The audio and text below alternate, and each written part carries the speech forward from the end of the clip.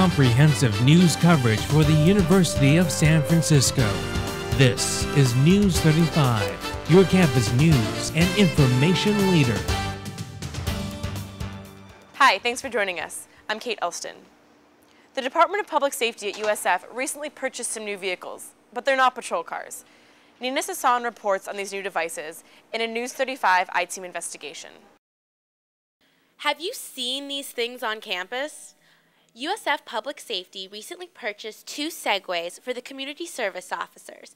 I wanted to find out why these devices were purchased. It's an effective way of moving around campus and being visible. People can see you. You're a little bit higher. You can see above everybody else. You can keep your eye, if you are a public safety officer, keep an eye on the environment and surrounding areas, and be able to interrelate with people a little bit better than being in a vehicle. Lawson told me that we bought 2 Segways for the price of $5,000 each. They are environmentally friendly, battery operated, which means no gas is necessary. They get 40 miles a day and go up to about 15 miles an hour in speed. Lawson said these are very useful purchases for the community service officers at the University of San Francisco. So it responds very nicely to your body movements, and it becomes almost a part of the person who is riding it. One of these people is Andre Russell, who said that the Segways are perfect for his job. It enabled us to be more mobile in order to do our job, which is basically traffic citations for USF campus. This comment puzzled me, and I asked Lawson if ticketing students was the sole reason behind the purchase. Has it made us more efficient? Yes. Was it the sole reason to purchase the Segways? No. But it was a very important reason for us to be able to allow our community service officers to be more mobile, not only to enforce parking, but also to be more visible on campus. They're also out there as our eyes and ears, and to be able to keep public safety and the university aware of any danger to the university. Another issue I raised with Russell was alleged misuse of the Segways. Someone informed me that they saw an officer, not necessarily you, on a Segway up at Lone Mountain practicing wheelies. How do you feel about that? I'm not sure. I've never seen any officer practicing wheelies on them.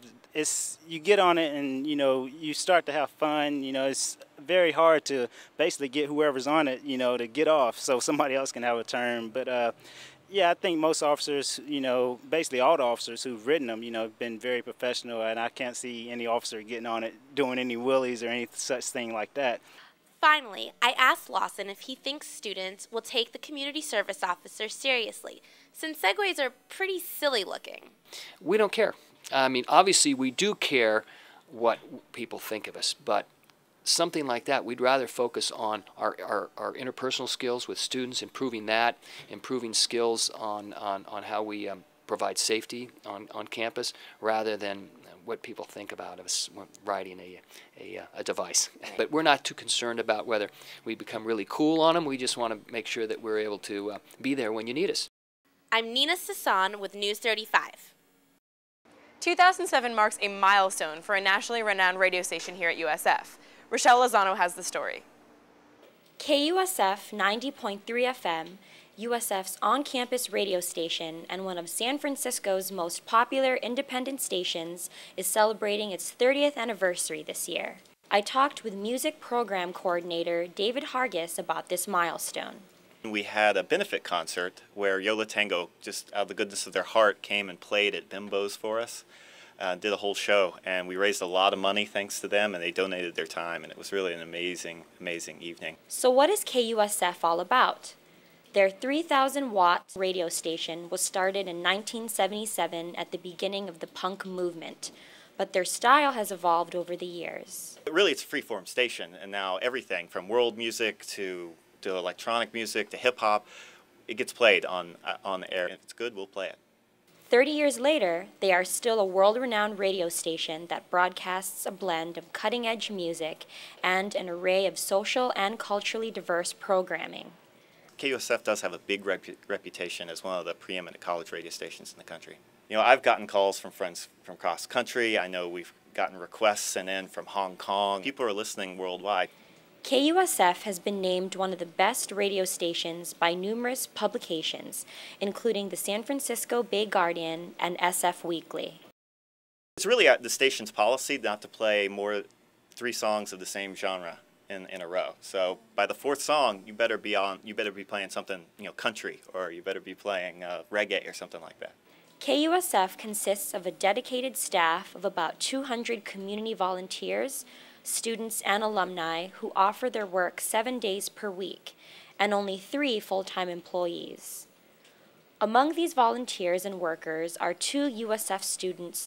USF's mission states that, to perpetuate community, and I really think that the station does that. It's really involved in the community. It highlights nonprofits. As far as USF's mission to have a more global perspective, we play tons of world music.